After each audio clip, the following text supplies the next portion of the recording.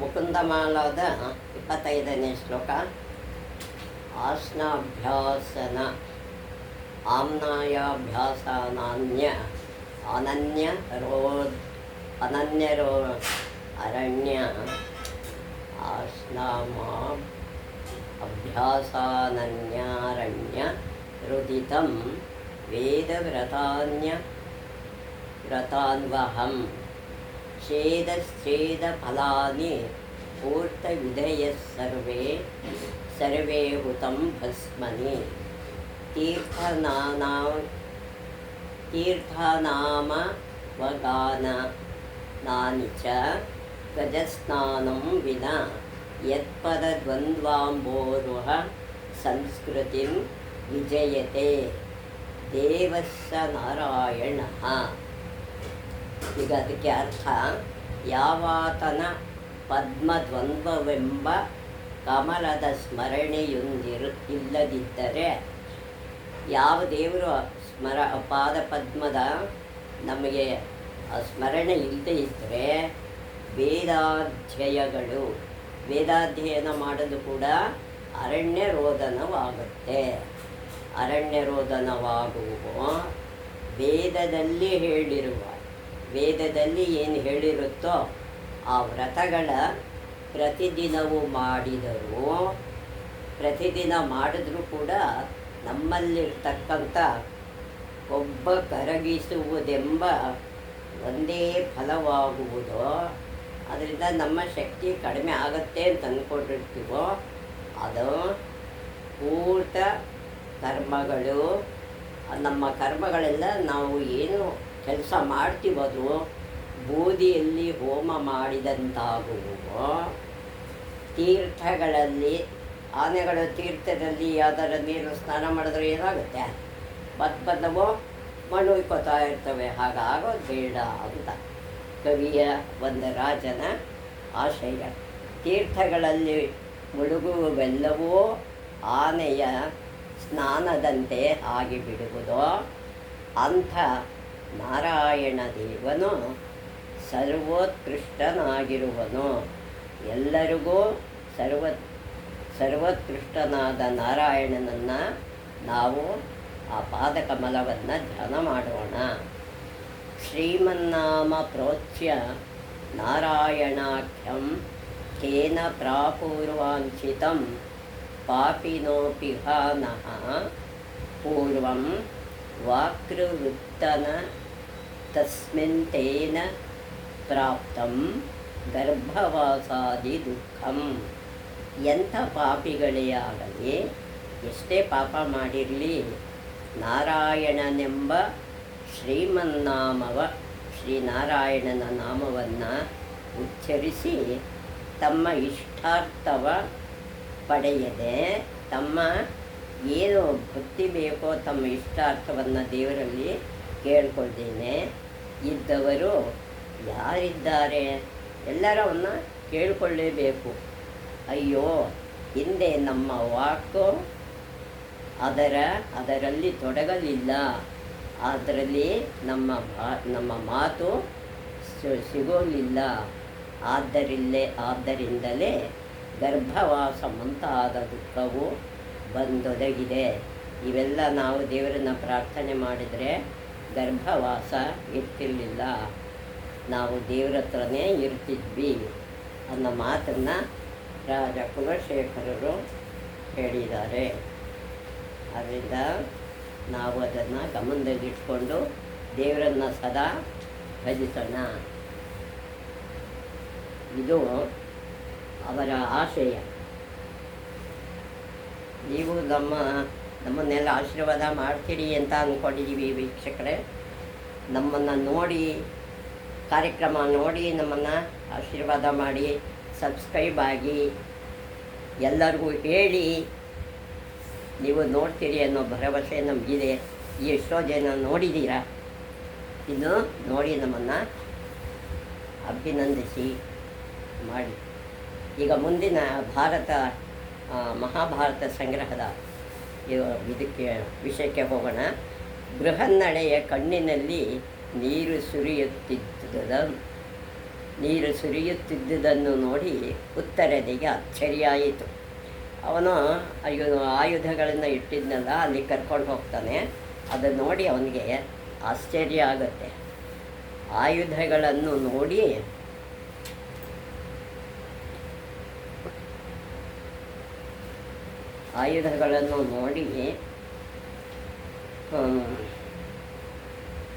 ಅವನಿಗೆ ಹೆದರಿಕೆಯೂ ಆಗುತ್ತೆ, ನಡುಕನೂ ಬರುತ್ತೆ. ಕೊನೆಗೊಮ್ಮೆ ಮಾತನಾಡಲು ಧೈರ್ಯ ಮಾಡಿದನು. ಕೊನೆಗೆ ಧೈರ್ಯ ಮಾಡ್ತಾನೆ ಉತ್ತರ ಕುಮಾರ, ಮಾತಾಡ್ತಾನೆ. ಎಲೆ ಬೃಹನ್ನಡೆ, ಇದೇನು ಬಿಲ್ಲೋ ಜೀವಂತ ಸರ್ಪವೋ, ಇದೇನು ಬಿಲ್ಲು ಬಾಣನೋ ಜೀವಂತ ಸರ್ಪನೋ ಅಂತ ಕೇಳ್ತಾನೆ.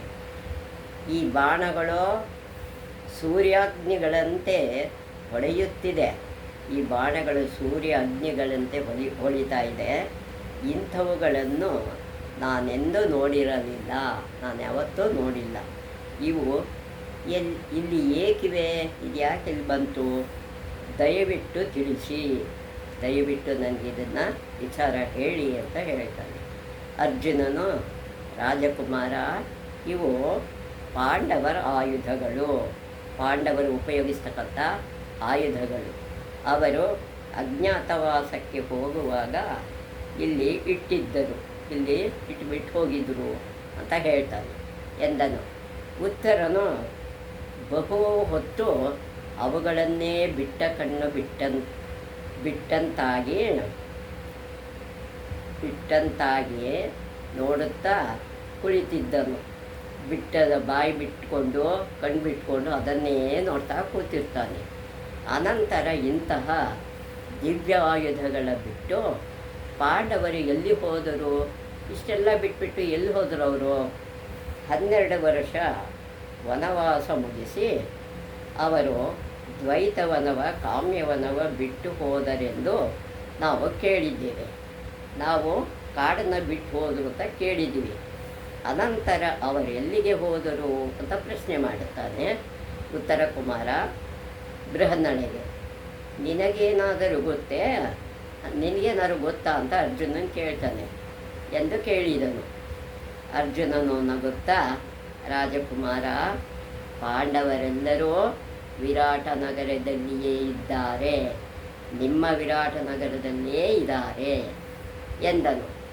ಉತ್ತರನ ಮುಖದ ಮೇಲೆ ಮೂಡಿದ ಅಚ್ಚರಿಯ ಕಂಡು ನಾನೇ ಅರ್ಜುನ ಅಂತ ಅವನಿಗೆ ತಿಳಿಯಪಡಿಸ್ತಾನೆ. ನಿನ್ನ ತಂದೆಯ ಗೆಳೆಯನಾಗಿರುವವನೇ ಕಂಕನೇ ಯುಧಿಷ್ಠಿರ ಅನ್ನೋನೇ ಕಂಕನ ಹೆಸರನ್ನು ಇದ್ದಾನೆ. ನಿಮ್ಮ ಅಡುಗೆಯವನಾದ ವಲಲನೇ ಭೀಮ, ಅವನೇ ಭೀಮ. ನಿಮ್ಮ ಅಶ್ವಪಾಲಕ ದಶಗ್ರಂಥಿಯೇ ನಕುಲ, ಕುದುರೆಗಳನ್ನು ನೋಡ್ಕೊತಿದ್ದನಲ್ಲ ಅವನೇ ಅಶ್ವಪಾಲಕನೇ, ದಶಗ್ರಂಥಿಯನ ನಕುಲ. ನಿಮ್ಮ ಗೋಪಾಲಕ ತಂತ್ರಿಪಾಲನೆ ಸಹದೇವನ ಪರಿಚಯ ಮಾಡಿಕೊಡ್ತಾರೆ. ಕೀಚಕನ ಹತ್ಯೆಗೆ ಕಾರಣಳಾದ ಸೈರಂಧ್ರಿಯೇ ದ್ರೌಪದಿ ಎಂದರು. ಕೀಚಕನ ಸಾವಿಗೆ ಕಾರಣವಾದ ಸೈರಂಧ್ರಿನೇ ದ್ರೌಪದಿ. ಉತ್ತರನಿಗೆ ಇದನ್ನು ಜೀರ್ಣಿಸಿಕೊಳ್ಳುವುದು ಕಷ್ಟವಾಯಿತು. ಅದನ್ನು ಕೇಳಿದ್ರೇ ಅವನಿಗೆ ಭಾರಿ ಕಷ್ಟ ಬರುತ್ತೆ. ಹಾಗಾದರೆ ನಿನ್ನ 10 ಹೆಸರುಗಳ ಹೇಳು ನೋಡೋಣ, ನಿನ್ನ 10 ಹೆಸರು ಇದೆಯಲ್ಲ ಅವೆಲ್ಲ ಹೇಳು ಅಂತ ಕೇಳ್ತಾನೆ. ಎಂದು ಕೇಳಲು ಅರ್ಜುನನು ರಾಜಸೂಯ ಯಾಗದ ಕಾಲದಲ್ಲಿ ರಾಜರುಗಳನ್ನೆಲ್ಲ ಗೆದ್ದು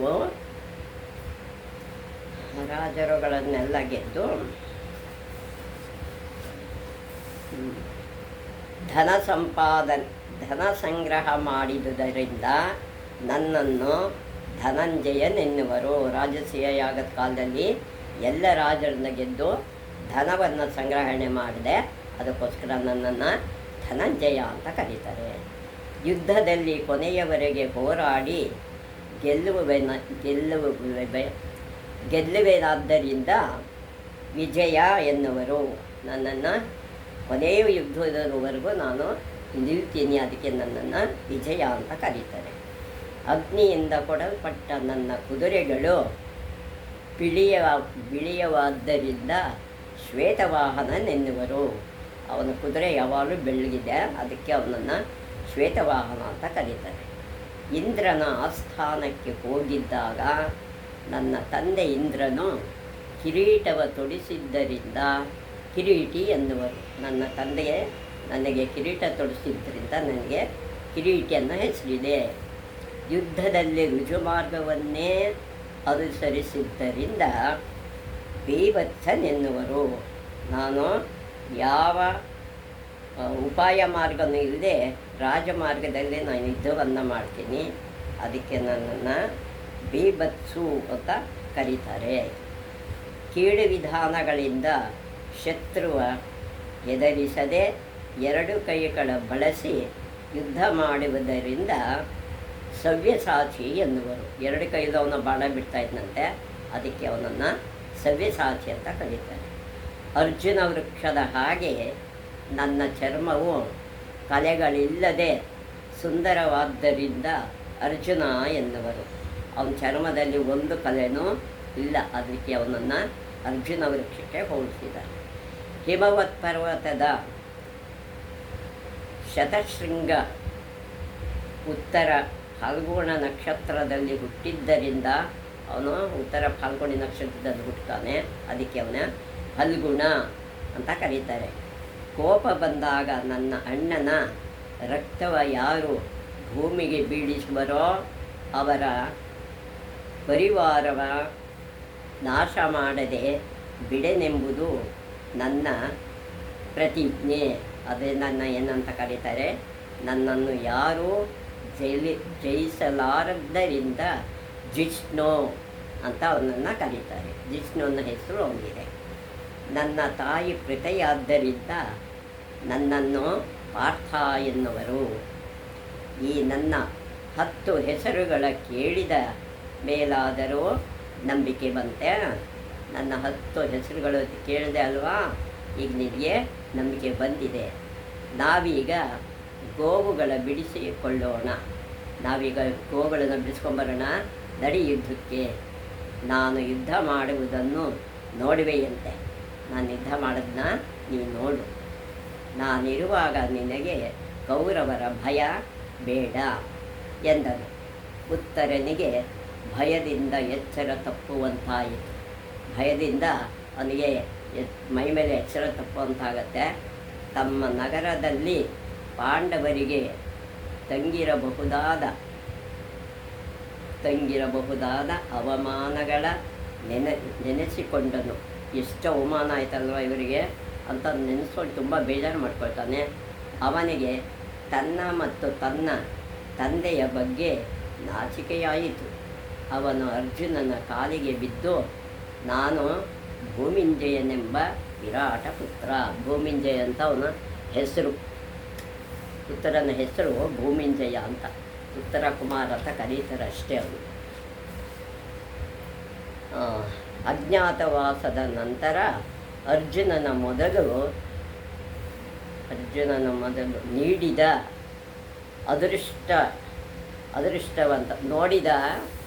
ಅರ್ಜುನನನ್ನು ನೋಡಿದ ಮೊದಲು ಅದೃಷ್ಟವಂತ ನೀನೇ ಅಂತ ಹೇಳ್ತಾನೆ. ನೀವುಗಳು ನಮ್ಮ ನಗರದಲ್ಲಿ ತೀರ ಸಾಮಾನ್ಯರಂತೆ ನಮ್ಮ ಸೇವೆ ಮಾಡಿದ್ದಕ್ಕೆ ನನಗೆ ಖೇದವಾಗುತ್ತಿದೆ. ನನಗೆ ತುಂಬ ಬೇಜಾರಾಗ್ತಾಯಿದೆ, ಇಷ್ಟೊಂದು ಕಷ್ಟಪಟ್ಟು ನಮ್ಮ ಸೇವೆ ಮಾಡಿದಿರಲ್ಲ ಅಂತ.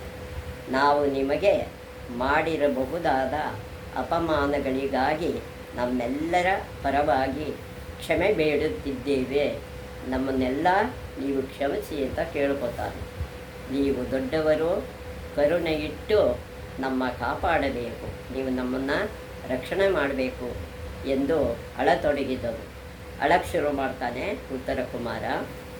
ಅರ್ಜುನನು ಅವನ ಹಿಡಿದೆತ್ತಿ ಆಲಂಗಿಸಿಕೊಂಡನು. ಅವನ ಕಣ್ಣೊರೆಸಿ ಅವನನ್ನು ಹಿಡಿದೆತ್ತಿ ತನ್ನ ಎದೆಗೆ ಒಪ್ಕೊಳ್ತಾನೆ. ಕಣ್ಣೊರೆಸಿ ಸಮಾಧಾನ ಮಾಡಿದನು. ರಾಜಕುಮಾರ, ಹೊತ್ತಾಗುತ್ತಿದೆ, ಹೋಗೋಣ ಬಾ, ಹೊತ್ತಾಗ್ತಾ ಇದೆ ಯುದ್ಧಕ್ಕೆ, ಹೋಗೋಣ ಬಾ ಅಂತ ಕರೀತಾನೆ. ದುಃಖಿಸಬೇಡ, ನಾವು ನಿಮ್ಮೊಡನೆ ಸುಖವಾಗಿಯೇ ಇದ್ದೆವು, ಸುಖವಾಗಿಯೇ ಇದ್ದೀವಿ, ನಮಗೇನು ತೊಂದರೆ ಇಲ್ಲ. ನಿಮ್ಮ ಮೇಲೆ ನಮಗೆ ಸ್ವಲ್ಪವೂ ಕೋಪವಿಲ್ಲ. ಆದರೆ ಈಗ ಮಾತಾಡಲು ಸಮಯವಿಲ್ಲ, ಮಾತಾಡೋಕ್ಕೆ ಸಮಯ ಇಲ್ಲ, ಬಾ ಹೋಗೋಣ. ಶತ್ರು ಸೈನ್ಯವ ಎದುರಿಸೋಣ, ಶತ್ರು ಸೈನ್ಯ ಎದುರಿಸೋಣ. ನನ್ನ ಸಾರಥಿಯಾಗಿದ್ದುಕೊಂಡು ತಮಾಷೆ ನೋಡುವೆಯಂತೆ. ನೀನು ಸಾರಥಿಯಾಗೋ, ನಾನು ಯುದ್ಧ ಮಾಡೋದನ್ನ ನೀನು ನೋಡು.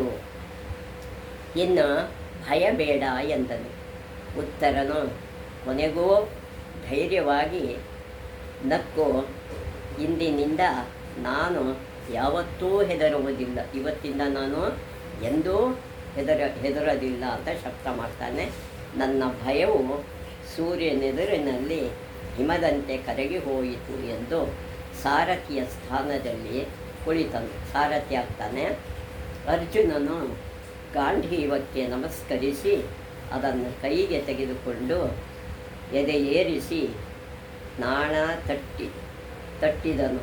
ಅದನ್ನು ತಟ್ತಾನೆ ಒಂದು ಸಲ, ಅದಕ್ಕೆ ಬೆನ್ನು ಚಪ್ಪರಿಸ್ತಾರಲ್ಲ ಹಾಗೆ. ರಥವು ಶತ್ರುಗಳ ಇದ್ದಲ್ಲಿಗೆ ವೇಗವಾಗಿ ಹೊರಟಿತು. ಅದಕ್ಕೆ ರಥ ಹೊರಡುತ್ತೆ ಅವರಿದ್ದ ಕಡೆಗೆ. ಅರ್ಜುನನು ರಥದಿಂದ ಮತ್ಸ್ಯರ ಸಿಂಹ ಪತಾಕೆಯ ತೆಗೆದು ತನ್ನ ಹನುಮಧ್ವಜವ ಏರಿಸಿದನು. ಮತ್ಸ್ಯರಾಜನ ಪತಾಕೆ ತೆಗೆದು ತನ್ನ ಹನುಮಧ್ವಜವನ್ನು ಏರಿಸ್ತಾರೆ. ತನ್ನ ಶಂಖವಾದ ದೇವದತ್ತವ ತೆಗೆದು ಊದಿದನು. ಅವನದು ಶಂಖ ದೇವದತ್ತ ಅನ್ನೋ ಶಂಖ. ರಥದ ಶರಪುಟವೇ ಬದಲಾಯಿತು, ಅದರ ಹೊರಡ ರೀತಿಯೇ ಬದಲಾಗುತ್ತೆ. ಶತ್ರು ಸೈನ್ಯದ ಮುಖದಲ್ಲಿ ಹೋಗಿ ನಿಂತಿತು. ದ್ರೋಣಾಚಾರ್ಯರಿಗೆ ಅರ್ಜುನನು ಬಂದಿರುವನೆಂದು ತಿಳಿದು ರೋಮಾಂಚನವಾಯಿತು. ದ್ರೋಣರಿಗೆ ಅರ್ಜುನ ಬಂದಿದ್ದಾನೆ ಅಂತ ಹೇಳಿ ಅವರಿಗೆ ರೋಮಾಂಚನ ಆಗುತ್ತೆ. ಅವರು ಸಂತೋಷದಿಂದ ಇನ್ನು ನಾವು ಗೋವುಗಳ ಹಿಂದಿರುಗಿಸಿ ಹಸ್ತಿನಾಪುರಕ್ಕೆ ಹೋಗುವುದು ಒಳ್ಳೆಯದು, ನಾವು ಅವರಿಗೆ ಹಸುಗಳನ್ನು ಕೊಟ್ಟು ಹಸ್ತಿನಾಪುರಕ್ಕೆ ಹೋಗೋದು ಒಳ್ಳೆಯದು ಅಂತ ದ್ರೋಣರು ಅನ್ಕೋತಾರೆ. ಅರ್ಜುನನು ನಮ್ಮ ಸೈನ್ಯವೆಲ್ಲವ ಸಂಪೂರ್ಣವಾಗಿ ನಾಶ ಮಾಡುವವರೆಗೂ ಸುಮ್ಮನಿರುವವನಲ್ಲ. ನಮ್ಮ ಶತ್ರು ಸೈನ್ಯನೆಲ್ಲ ನಾಶ ಮಾಡ್ತಾನೆ, ಆವಾಗ ಅವನು ಗೆದ್ದೇ ಗೆಲ್ತಾನೆ ಅಂತ ಅವರು ಅನ್ಕೋತಾರೆ. ಬೇಗನೆ ಹಿಂದಿರುಗೋಣ ಅಂತ ಹೊರಡ್ತಾರೆ. ಯುದ್ಧ ಮಾಡಿ ಪ್ರಯೋಜನವಿಲ್ಲ ಎಂದು ಕೂಗಿ ಹೇಳಿದರು. ಎಲ್ಲ ಸೈನ್ಯಕ್ಕೂ ಹೇಳ್ತಾರೆ ದ್ರೋಣಾಚಾರ್ಯರು. ದುರ್ಯೋಧನ ಅಲ್ಲಿಗೆ ಬಂದು, ಆಚಾರ್ಯ ಸೈನಿಕರ ಭಯಪಡಿಸಬೇಡಿ, ಗುರುಗಳೇ ನೀವು ಸೈನಿಕರನ್ನೆಲ್ಲ ಭಯಪಡಿಸಬೇಡಿ, ಅವ್ರು ಯುದ್ಧ ಮಾಡ್ತಾರೆ, ನೀವು ಸುಮ್ಮನೆ ಇರಿ, ನಾವಿಲ್ಲಿಗೆ ಬಂದಿರುವ ಉದ್ದೇಶವ ಆಗಲೇ ತೀರ್ಮಾನಿಸಿದ್ದೇವಲ್ಲ. ಗೋಗ್ರಹಣ ನೆಪವಷ್ಟೇ, ಮುಖ್ಯೋದ್ದೇಶ ಪಾಂಡವರ ಪ್ರಕಾಶಕ್ಕೆ ತರುವುದು. ಅವರನ್ನು ಬೀದಿಗೆ ತರಬೇಕು, ಅವರನ್ನು ಕಂಡುಹಿಡಿಬೇಕು, ಅವರನ್ನು ಮತ್ತೆ ವನವಾಸಕ್ಕೆ ಕಳಿಸೋದೇ ನಮ್ಮ ಉದ್ದೇಶ ಅಂತ ಹೇಳ್ತಾನೆ. ಈಗ ಅರ್ಜುನ ಕಾಣಿಸಿಕೊಂಡಿದ್ದಾನೆ. ಅವರೀಗ ಪುನಃ ವನವಾಸಕ್ಕೆ ಹೋಗಬೇಕೋ ಬೇಡವೋ ಎಂಬುದನ್ನು ಅಜ್ಜ ಭೀಷ್ಮನು ಹೇಳಲಿ. ತಾತ ಭೀಷ್ಮರು ಹೇಳಿರಿ ಅವ್ರು ಹೋಗಬೇಕೋ ಬೇಡವೋ ಅಂತ. ಅದಕ್ಕೆ ಹೇಳ್ತಾನೆ, ಸುಶರ್ಮನು ದಕ್ಷಿಣದಿಂದ ಮುತ್ತಿಗೆ ಹಾಕಿದ್ದು ಶುಕ್ಲಪಕ್ಷದ ಅಷ್ಟಮಿಯಂದು ಅವರು ದಕ್ಷಿಣಕ್ಕೆ ಬಂದಿದ್ದಾನೆ. ನಾವು ಬಂದಿರುವುದು ನವಮಿಯಂದು, ನಾವು 9ನೇ ದಿನ ಬಂದಿದ್ದೀವಿ. ಈವರೆಗೆ ನಮ್ಮ ಯೋಜನೆಯಂತೆಯೇ ನಡೆದಿದೆ, ನಮ್ಮ ಉಪಾಯದಂತೆಯೇ ಎಲ್ಲ ನಡೆದಿದೆ. ಸುಶರ್ಮನು ಸೋತಿದ್ದರೂ ಅವನಿಗೆ ನೆರವಾಗಲೆಂದು ನಾವು ಇಲ್ಲಿರಬೇಕು, ಅವನಿಗೆ ಸಹಾಯ ಆಗಲಿ ಅಂತ ಇರಬೇಕು ಅಷ್ಟೇ. ಅಥವಾ ಅರ್ಜುನನು ತಾನಾಗಿಯೇ ಬಂದಿದ್ದರೂ ನಾವು ಕಾದಾಡಬೇಕು, ಅವನು ಬಂದಿದ್ದರೂ ನಾವು ಯುದ್ಧ ಮಾಡಲೇಬೇಕು. ಅದೇನು ದೊಡ್ಡ ದೊಡ್ಡ ಯೋಧರೆಲ್ಲ ಸುಮ್ಮನೆ ರಥದಲ್ಲಿ ಕುಳಿತು ಬಿಟ್ಟಿರುವಿರಿ, ಎಲ್ಲರೂ ಸುಮ್ಮನೆ ಯಾಕೆಲ್ಲ ರಥದಲ್ಲಿ ಕೂತಿದ್ದೀರಿ, ಯುದ್ಧ ಮಾಡಿರಿ ಅಂತಾನೆ. ಅರ್ಜುನ ಬಂದಿದ್ದರೆ ಏನಾಯಿತು, ಬಂದರೆ ಏನಾಯಿತು, ನೀವು ಯುದ್ಧ ಮಾಡಿ. ಅವನೇನು ನೀವು ಕಾಣದವನೇ, ನಿಮಗೆ ಗೊತ್ತಿಲ್ವೇ ಅವನು ಯಾರು ಅಂತ?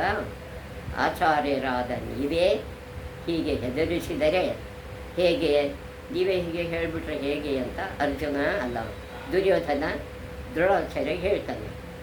ಕರ್ಣನು ದ್ರೋಣನ ಮಾತಿನಿಂದ ಇಡೀ ಸೈನ್ಯವೇ ಧೈರ್ಯಗೆಟ್ಟಿರುವಂತೆ ಮಾಡುತ್ತಿದೆ, ಕಾಣ್ತಾ ಇದೆ, ಧೈರ್ಯಗೆಟ್ಟಂತೆ ಕಾಣ್ತಾ ಇದೆ. ಯಾರಿಗೂ ಯುದ್ಧ ಮಾಡುವ ಮನಸ್ಸಿಲ್ಲವಾಗಿದೆ, ಚಿಂತೆ ಇಲ್ಲ.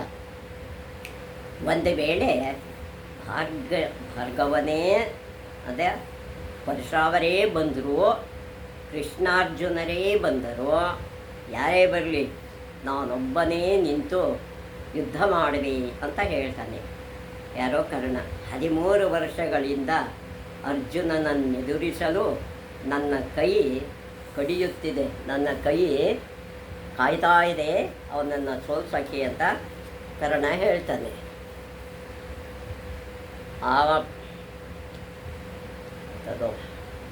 ಆ ಕನಸೀಗ ನೆನಸಾಗಿದೆ, ಆ ಕನಸೀಗ ನನಗೆ ನೆನಸಾಗಿದೆ. ನೀವೆಲ್ಲ ದೂರ ನಿಂತು ನೋಡಿ ಯುದ್ಧ ಮಾಡುವುದನ್ನು ನೋಡುತ್ತೀರಿ ಎಂದನು. ಕೃಪಾಚಾರ್ಯ ರಾಧೇಯ ನಿನಗೋ ಯಾವಾಗಲೂ ಯುದ್ಧದ್ದೇ ಮಾತು. ಅದೇ ರಾಧೆ ಅಂದರೆ ಕರ್ಣನಿಗೆ ಹೇಳ್ತಾರೆ, ನಿನಗೆ ಯಾವಾಗಲೂ ಯುದ್ಧ ಮಾಡೋದೇ ಕೆಲಸ, ಅವಶ್ಯವಾಗಿರುವಾಗ ಮಾತ್ರವೇ ಯುದ್ಧ ಮಾಡಬೇಕು, ಅವಶ್ಯಕತೆ ಇದ್ದಾಗ ಮಾತ್ರ ಯುದ್ಧ ಮಾಡಬೇಕು. ಏಕಾಂಗಿಯಾಗಿ ನಿಂತು ಯುದ್ಧ ಮಾಡಬಲ್ಲವನು ಅರ್ಜುನನೊಬ್ಬನೇ, ಅವನೊಬ್ಬನೇ ಏಕಾಂಗಿಯಾಗಿ ನಿಂತು ಯುದ್ಧ ಮಾಡಬಲ್ಲನು, ನೀನಲ್ಲ, ನಿನಗಾಗೋದೂ ಇಲ್ಲ. ಇತ್ತೀಚೆಗೆ ಅವನು ಒಬ್ಬನೇ ನಿಂತು ಯುದ್ಧ ಮಾಡಿ ದುರ್ಯೋಧನನ ಗಂಧರ್ವರಿಂದ ರಕ್ಷಿಸಲಿಲ್ಲವೇ? ಅವನು ಯುದ್ಧ ಮಾಡಿ ದುರ್ಯೋಧನನ ಗಂಧರ್ವನಿಂದ ರಕ್ಷಿಸಲಿಲ್ವಾ? ಈಗ ನೀನು ರಥದಿಂದ ಹಾರಿ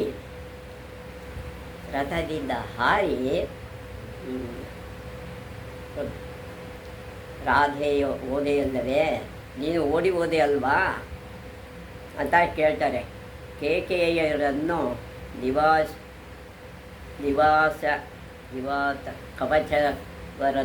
ನಿವಾತ ಕವಚರನ್ನು ಅವನು ಕೊಂದದ್ದು ಏಕಾಂಗಿಯಾಗಿಯೇ ತಾನೇ. ನೀನೇನು ಮಾಡಿದ್ದೀಯಾ ಅಂತ. ನೀನು ಮೂರ್ಖನಾಗಿರಲಿ ಎಂದು ಹೇಳುತ್ತಿದ್ದೇನೆ, ನೀನು ಮೂರ್ಖನಾಗಿದ್ದೀಯ ಅಂತಲೇ ನಿನಗೆ ಹೇಳ್ತಾರೆ. ಯುದ್ಧ ಮಾಡಿದರೆ ನಾವೆಲ್ಲರೂ ನಾಶವಾಗುವುದು ಖಂಡಿತ. ಅವನು ಯುದ್ಧ ಮಾಡಿದ್ರೆ ನಾವೆಲ್ಲರೂ ನಾಶವಾಗ್ತೀವಿ. ಎದುರಿಸುವುದಾದರೂ ನಾವೆಲ್ಲರೂ ಸೇರಿ ಒಟ್ಟಾಗಿ ನಿಲ್ಲೋಣ ಅಂತ ಹೇಳಿದ್ರು. ನಾವೆಲ್ಲ ಒಟ್ಟಾಗಿ ಸೇರಿ ನಿಂತು ಯುದ್ಧ ಮಾಡೋಣ. ಕೃಪನ ವ್ಯಂಗ್ಯದಿಂದ ಕರ್ಣನಿಗೆ ಕೋಪ ಬಂತು. ಕೋಪ ಬರುತ್ತೆ. ಓಹೋ, ಕೃಪಾಚಾರ್ಯರ ಎದೆ ಅರ್ಜುನನನ್ನು ನೋಡಿ ನಡುಗಿಬಿಟ್ಟಿದೆ ಎಂದು, ಅರ್ಜುನನ ನೋಡಿ ಇವರಿಗೆ ಭಯ ಆಗಿಬಿಟ್ಟಿದೆ, ಕೃಪಾಚಾರ್ಯರಿಗೆ ಕಾಣುತ್ತದೆ. ಭಯ ಪಡ್ತಾ ಇದ್ದಾರೆ ಇವರು. ಯುದ್ಧ ಮಾಡುವುದು ಬೇಡ, ನಾನೊಬ್ಬನೇ ಅರ್ಜುನನ ಕೊಂದು ನನ್ನ ಮಿತ್ರನ ಋಣವ ತೀರಿಸುತ್ತೇನೆ. ಅರ್ಜುನನ ಕೊಂದು ನನ್ನ ಸ್ನೇಹಿತನ ಋಣನ ತೀರಿಸ್ತೀನಿ. ದುರ್ಯೋಧನ ಭಿಕ್ಷೆ ಕೊಡುವಾಗ ಅಥವಾ ಸಮಾರಾಧನೆ ಊಟದ ಸಂದರ್ಭದಲ್ಲಿ ಬ್ರಾಹ್ಮಣರ ಸಲಹೆ ಕೇಳಬೇಕು. ಅದಕ್ಕೆ ಅವನಿಗೆ ಹೇಳ್ತಾನೆ, ದುರ್ಯೋಧನ ಭಿಕ್ಷೆ ಕೊಡುವಾಗ ಅಥವಾ ಸಮಾರಾಧನೆ ಊಟ ಮಾಡುವಾಗ ಸಂದರ್ಭದಲ್ಲಿ ಬ್ರಾಹ್ಮಣರನ್ನು ಕೇಳಬೇಕಂತೆ, ಸಲಹೆ ಕೇಳಬೇಕಂತೆ. ಯುದ್ಧದ ಸಂದರ್ಭದಲ್ಲಲ್ಲ, ಯುದ್ಧದ ಸಂದರ್ಭದಲ್ಲಿ ಅವರ ಸಲಹೆ ಬೇಕಿಲ್ಲ. ಈ ಕೃಪನು ಬೇಕಾದರೆ ಮನೆಗೆ ಹೋಗಲಿ, ನಾವು ಯುದ್ಧ ಮಾಡೋಣ, ಕೃಪಾಚಾರ್ಯ ಬೇಕಾದ್ರೆ ಮನೆಗೆ ಹೋಗಲಿ, ನಾವು ಯುದ್ಧ ಮಾಡೋಣ ಅಂತ ಕರ್ಣ ಹೇಳ್ತಾನೆ. ಇದನ್ನು ಕೇಳಿ ಅಶ್ವತ್ಥಾಮನಿಗೆ ಕೋಪವು ತಾಳಲಾಗಲಿಲ್ಲ. ಕೋಪ ಅವನಿಗೆ ತಡೆಯೋಕ್ಕಾಗಲಿಲ್ಲ. ನೀವು ಇನ್ನೂ ಗೋವುಗಳನ್ನು ಕೊಂಡೊಯ್ದಿಲ್ಲ, ನೀವು ಹಸುಗಳನ್ನು ತಗೊಂಡು ಹೋಗಿಲ್ಲ, ಏನಾದರೂ ಸಾಧಿಸಿ ಅನಂತರ ಮಾತನಾಡಿ. ಏನೂ ಕೆಲಸ ಮಾಡದೆ ಬರೀ ಮಾತಾಡ್ತಾ ಇದ್ದೀರಲ್ಲ. ರಾಧೆಯ ಬ್ರಾಹ್ಮಣರು ರುಜುಮಾರ್ಗಿಗಳು, ಅವರು ನೇರವಾದ ಮಾತಾಡ್ತಾರೆ. ವಿವೇಕಿಗಳಾದ ಅವರು ನಿನ್ನ ಹಾಗೆ ಜಂಬ ಕೊಚ್ಚಿಕೊಳ್ಳುವುದಿಲ್ಲ. ಅವರು ತುಂಬ ಬುದ್ಧಿವಂತರು, ಇರೋ ವಿಷಯನ ಹಾಗೆ ಮಾತಾಡ್ತಾರೆ. ನೀನು ಅವರನ್ನು ಹೀಯಾಳಿಸ್ಬೇಡ ಅಂತ ಅವನು ಹೇಳ್ತಾನೆ. ಅಶ್ವತ್ಥಾಮ ಮೌನವಾಗಿದ್ದು ಕಾರ್ಯ ಸಾಧನೆ ಮಾಡುತ್ತಾರೆ. ಮೌನವಾಗಿದ್ದೇ ಅವರ ಕಾರ್ಯ ಸಾಧನೆ ಮಾಡ್ತಾರೆ. ನೀನು ಕೇವಲ ಜಂಬ ಕೊಚ್ಚುವುದಕ್ಕೆ ಸರಿ, ಜಂಬ ಹೇಳೋಕ್ಕೆ ಸರಿ, ಬರೀ ಅಹಂಕಾರ ನಿನಗಷ್ಟೇ. ದುರ್ಯೋಧನ ಬ್ರಾಹ್ಮಣರು ಜೂತ ಮಾಡಿ ರಾಜ್ಯವ ಗೆಲ್ಲುವುದಿಲ್ಲ. ಜೂಜಾಡಿ ರಾಜ್ಯದವರೇನು ಬ್ರಾಹ್ಮಣರು ಗೆಲ್ಲಲ್ಲ. ನಿಜವಾದ ವೀರರು ಮೋಸದಿಂದ ರಾಜ್ಯನ ಮೋಸದಿಂದ ಗೆಲ್ತಾರೆ. ಯುದ್ಧದಲ್ಲಿ ಗೆದ್ದವರ ಹಾಗೆ ಸೋಗು ಹಾಕುವುದಿಲ್ಲ. ಯುದ್ಧದಲ್ಲಿ ಗೆಲ್ತಾರೆ, ಅವರೇನೋ ಮುಚ್ಚುಮರೆಯಾಗಿ ಮಾತಾಡಲ್ಲ. ಕ್ಷತ್ರಿಯ ರಾಜನಾದ ನೀನು ವ್ಯಾಪಾರದಲ್ಲಿ ಮೋಸ ಮಾಡುವ ವೈಶ್ಯನಿಗಿಂತಲೂ ಕೀಳು. ವ್ಯಾಪಾರದಲ್ಲಿ ವೈಶ್ಯರು ಮೋಸ ಮಾಡ್ತಾರೆ, ಅದಕ್ಕಿಂತಲೂ ನೀನು ರಾಜ್ಯದಲ್ಲಿ ಮೋಸ ಮಾಡಿದ್ದೀಯ. ಯಾವ ಕ್ಷತ್ರಿಯನೂ ಮೋಸದಿಂದ ದ್ಯೂತವಾಡಿ ರಾಜ್ಯವ ಗೆದ್ದಿದ್ದಾನೆ? ಯಾರು ಗೆದ್ದಿದ್ದಾರೆ? ನೀನೊಬ್ಬನೇ ಅಲ್ವಾ? ಅಪ್ರಾಮಾಣಿಕತೆಯಲ್ಲೇ ನೀನು ಮಿಂಚುತ್ತಿದ್ದೀಯಲ್ಲ. ನೀನು ಪ್ರಾಮಾಣಿಕವಿಲ್ಲದೇ ಎಲ್ಲ ಕೆಲಸವನ್ನು ಮಾಡ್ತಾ ಇದ್ದೀಯ. ಅಂದರೆ ಮೋಸದಿಂದ ಗೆದ್ದ ರಾಜ್ಯವ ಹೇಗೆ ತಾನೇ ಸಂತೋಷದಿಂದ ಅನುಭವಿಸಲು ಸಾಧ್ಯ? ಮೋಸದಿಂದ ಬಂದ ರಾಜ್ಯ ಸಂತೋಷದಿಂದ ಅನುಭವಿಸಲು ಸಾಧ್ಯ ಇಲ್ಲ. ಆ ಮೋಸದ ದ್ಯೂತವ ಸಹ ನೀನು ಆಡಲಿಲ್ಲ. ಆ ಮೋಸದ ದ್ಯೂತ ಕೂಡ ನೀನು ಆಡಲಿಲ್ಲ. ಆ ದುರುಳ ಶಕುನಿಯ ಸಹಾಯ ಪಡೆದೆ, ಶಕುನಿ ಸಹಾಯ ಪಡೆದೆ ಅವರ ಪತ್ನಿಯ ತುಂಬಿದ ಸಭೆಯಲ್ಲಿ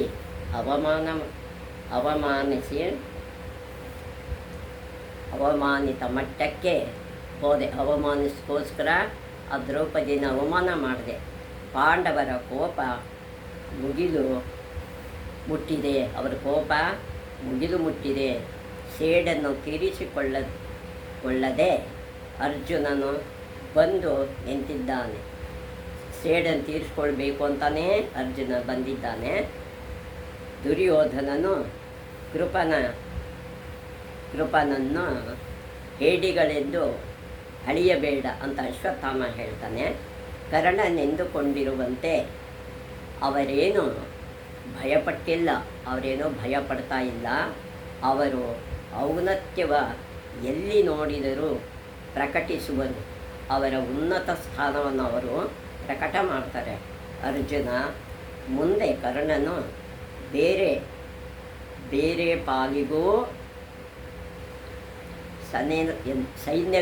ಸೈನ್ಯವೆಲ್ಲವೆಂದು ನಾನು ಹೇಳುತ್ತೇನೆ. ಅವನು ಮುಂದೆ ಯಾವಾಗಲೂ ಅವನ ಸೈನ್ಯದಲ್ಲಿ ಎಲ್ಲೆಲ್ಲ ಅಂತ ಹೇಳ್ತೀನಿ.